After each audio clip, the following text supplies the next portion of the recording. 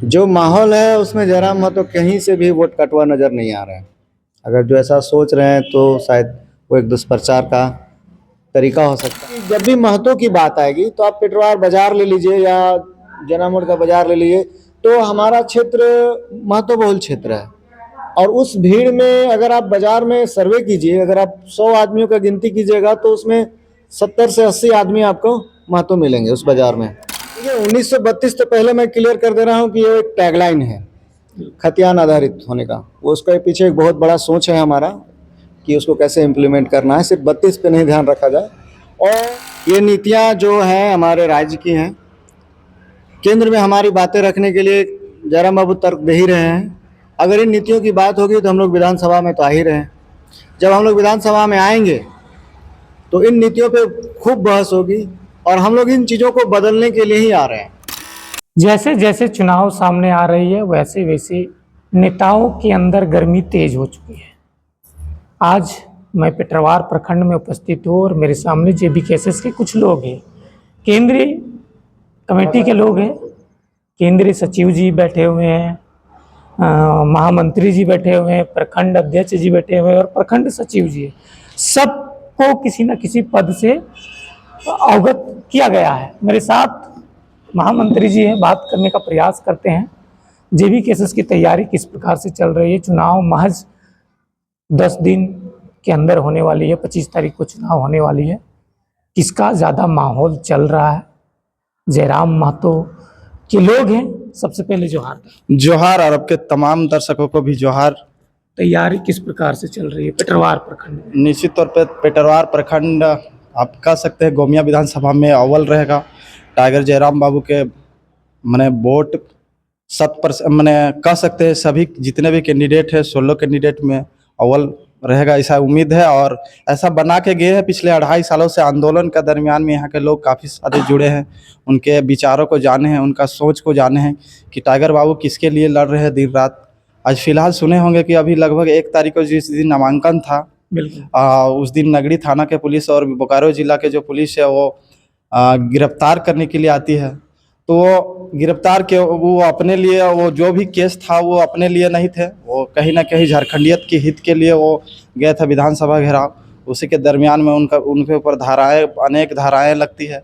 अब विरोधियों को भी कह सकते हैं कि देखिए इसी से पता चलता है कि उनका हवा कितना है, या कह सकते हैं कि वो कितने सांसद के समझ लीजिए कि आप लगभग सांसद बन ही चुके हैं। इस बात का साबित होता है 1 मई के जो नामांकन था बोकारो में, उससे साबित होता है कि वो निश्चित तौर पे वो निकल रहे हैं। और दिल्ली हम लोग का आवाज़ जो है, एक झारखंडियत की आवाज़ जो आज तक नहीं गूंजा है संसद भवन में मोदी के सामने, वो गूंजने के लिए तैयार है टाइगर जयराम। पेटरवार प्रखंड लगभग गोमिया विधानसभा में आता है और वो गोमिया विधानसभा के विधायक जी है लमुंदर महतो जी। तो अच्छू का तो पकड़ सबसे ज़्यादा लग रहा है इसमें। आप लोग जैसे ग्राउंड रिपोर्टिंग तो करते होंगे ना, उस ग्राउंड रिपोर्टिंग से जरूर पता चलता होगा। देखिए हम लोग बोलेंगे और पार्टी वाले बोलेंगे, वो तो सबको अपना अपना पक्ष लेंगे और निश्चित तौर पे जिस पार्टी से बिलोंग करते हैं वो अपना पक्ष तो लेंगे, मगर ग्राउंड रिपोर्टिंग एक निष्पक्ष जो भी लोगों के बीच में जैसे आप लोग पहुंचते होंगे तो आप लोग बढ़िया बता सकते हैं कि हवा किस रुख है। इस ज़्यादा बोलने की जरूरत नहीं है।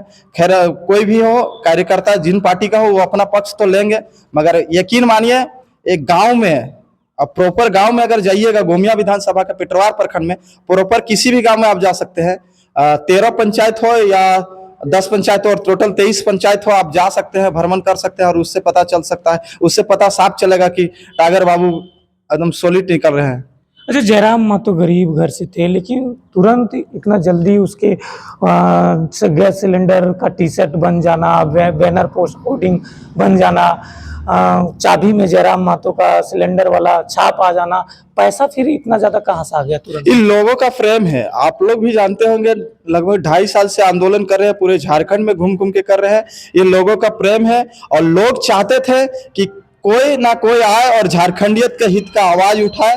तो ये बोलिए आप समय की मांग था कि जयराम बाबू को लोगों ने इतना प्यार दिया, इतना सम्मान दिया, उसी का प्रेम का नतीजा है कि आज इतना कम समय में निर्धन संगठन होने के बावजूद भी आज हम लोग मैंने सबका सहयोग से, सभी ग्रामीण के सहयोग से, जैसे हम लोग अभी प्रचार में निकलते हैं, कल से निकल रहे हैं औपचारिक रूप से, कल से जैसे हम लोग प्रचार में निकल रहे हैं, तो प्रचार करने के साथ साथ लोगों को ग्रामीण में जब भी जाते हैं माताओं बहनों के साथ अपील करते हैं कि आप लोग वोट भी दीजिए और नोट भी दीजिए, और संभव हो सके तो एक जितना भी चावल हो सके चावल सहयोग कीजिए। उसी का सहयोग का और आशीर्वाद का फलस्वरूप है कि आज हम लोग बैनर बनाने में भी सक्षम है, और एक गाड़ी भी अभी फिलहाल प्रखंड में एक गाड़ी भी घूमने के लिए कल से आज से रेडी है पेटवार प्रखंड में। यानी नोट पूरा मिल रहा है जरा। हाँ, सहयोग पूरा मिल रहा है इसमें, जितना भी सहयोग बन पा रहा है लोग अपने स्वतः से दे रहे हैं, ना हम लोग सिर्फ अपील कर रहे हैं, किसी का जोर जबरदस्ती नहीं। लोग अपने से प्रेम से बोलते हैं कि आप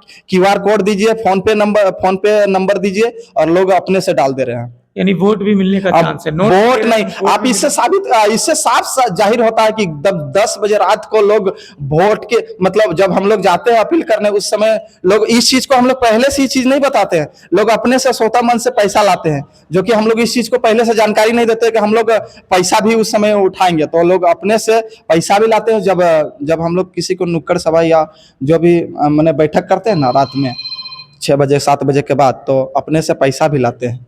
केंद्रीय सचिव जी है मेरे सामने, उनसे भी बात कर लेते हैं। महासचिव है, सबसे पहले जोहार महासचिव जी। जोहार अशोक बाबू, कैसे है? आपका तबीयत दर्शक वबीयत कैसा है? तबीयत हम तो हमेशा एवरग्रीन आदमी है, और दुआ आप लोग का दुआ रहेगा तो हमेशा तबीयत ठीक रहेगा। अच्छा, आप शुरू से टाइगर के साथ रहे हैं, हमेशा टाइगर के साथ घूमे हैं, हर आंदोलन में कदम से कदम मिलाकर चल रहे, क्या लग रहा है इस राजनीतिक दौर पे? चुनाव सामने है, माहौल कैसा लग रहा है? बदलाव होगा या फिर जयराम महतो वोट कटवा रख के बनेगी? जो माहौल है, एक हम अपना पार्टी से हट के भी हम एक अपना राय दे सकते हैं।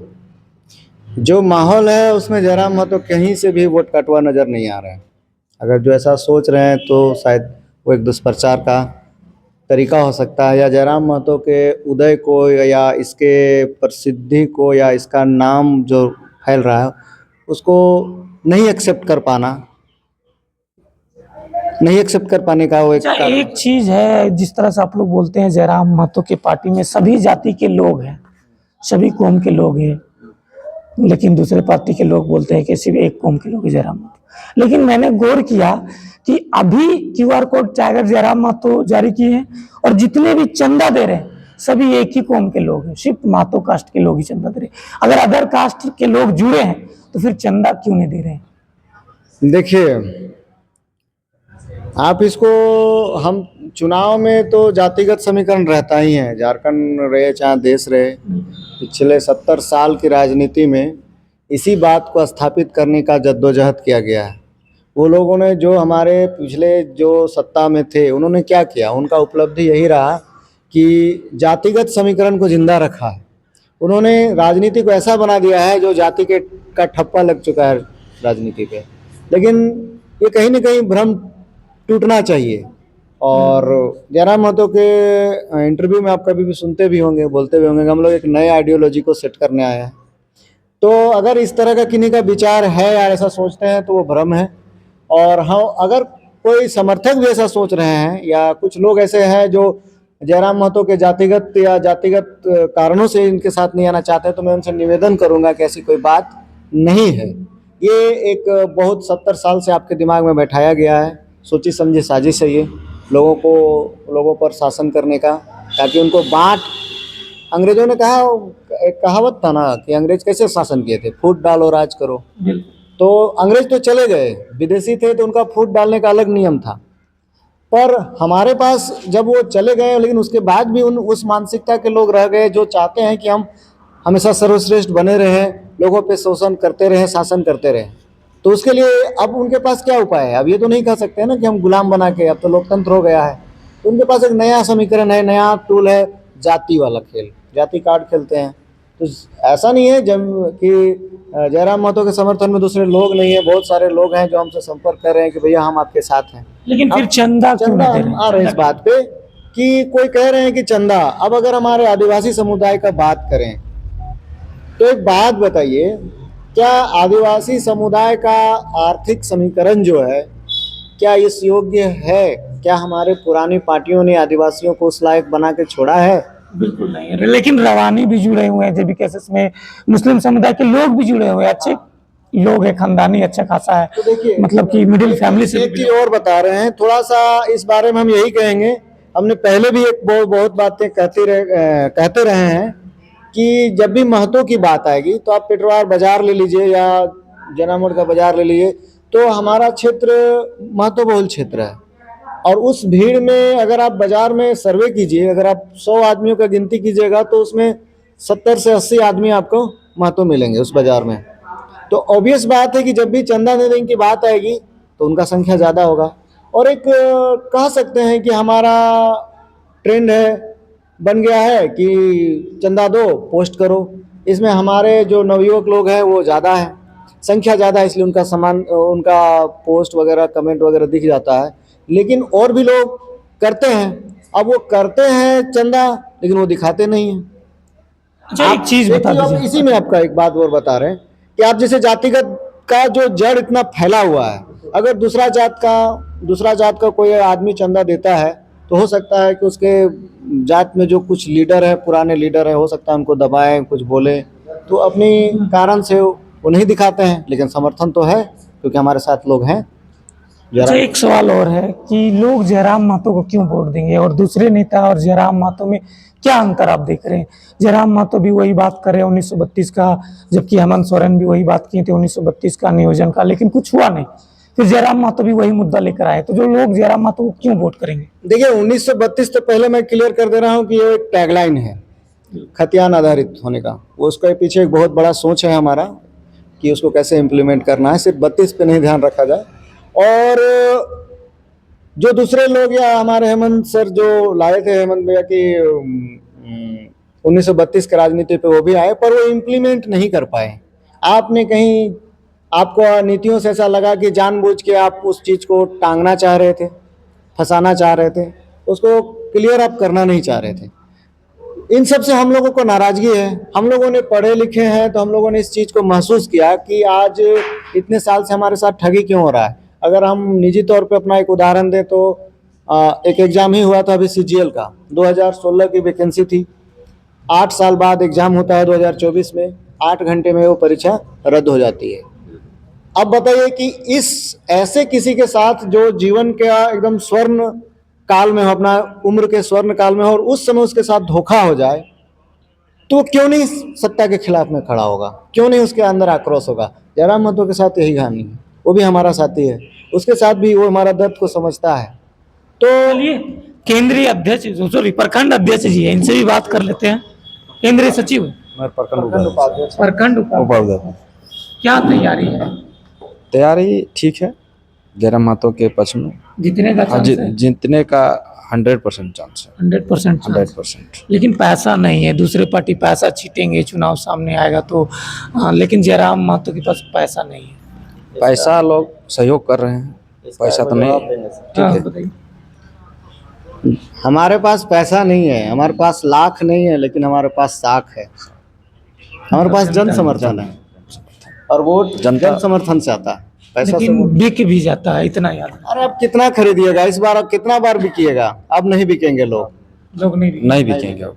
भरोसा है। हाँ, भरोसा है। जो आदमी पैसा दे रहा है वो आदमी वोट भी देगा, ये तो कन्फर्म है, ये आप बोल भी नहीं सकते कि आदमी बदलेगा। अच्छा, जयराम महतो के साथ आप लोग शुरू से हैं, इतना कदम से कदम मिलाकर चले हैं। जयराम महतो मान लीजिए जीत जाते हैं तो क्या नियोजन नीति 1932 और प्रवासी मजदूर का जो मसला है वो सब सॉल्व कर पाएंगे कि फिर ये भी बदल जाएंगे, पैसा आ जाएगा, सत्ता आ जाएगी? देखिए, सत्ता आने के बाद ये तो हम नहीं कर सकते हैं, ठीक है, जी। बदलेगा या नहीं बदलेगा ये तो जवाब नहीं दे पाएंगे, ये तो उसकी बात। देखिए, ये नीतियां जो हैं हमारे राज्य की हैं, केंद्र में हमारी बातें रखने के लिए जयराम बाबू तर्क दे ही रहे हैं। अगर इन नीतियों की बात होगी तो हम लोग विधानसभा में तो आ ही रहे हैं। जब हम लोग विधानसभा में आएंगे तो इन नीतियों पे खूब बहस होगी, और हम लोग इन चीज़ों को बदलने के लिए ही आ रहे हैं, इनको स्थापित करने के लिए ही आ रहे हैं। लेकिन लोग बोल रहे थे सीएम बनाना है, लेकिन लोकसभा चुनाव लड़ रहे हैं। तो CM बना देंगे, क्या दिक्कत है? लोकसभा चुनाव लड़ेंगे तो फिर सीएम क्यों नहीं बना सकते हैं? इतिहास में बहुत है, लोकसभा छोड़ के सीएम बनाया जा सकता है। अगर वैसी नौबत आती है, वैसी स्थिति में हम होते हैं, हमको अगर 2024 के असेंबली चुनाव में अगर लोग हमें जन समर्थन देते हैं और हम उस पोजीशन में पहुंचते हैं तो जरूर बनाएंगे, क्यों नहीं बनाएंगे। चलिए, ये थे JBKSS प्रखंड के कुछ लोग, केंद्रीय संगठन में भी कुछ लोग हैं। पेटरवार प्रखंड था, इन लोग का तैयारी काफ़ी ज़्यादा है, जोरों शोरों से इसके साथ चल रहा है। इन लोग से विचार लिए, अपना विचार रखा भाई, बोल रहा है इस बार टाइगर जयराम माथुर निकल रहे हैं गिरिडीह लोकसभा से। बाकी आप लोग कमेंट्स बॉक्स में ज़रूर उत्तर दीजिएगा। बाकी हम हैं, मिलेंगे अगले वीडियो में।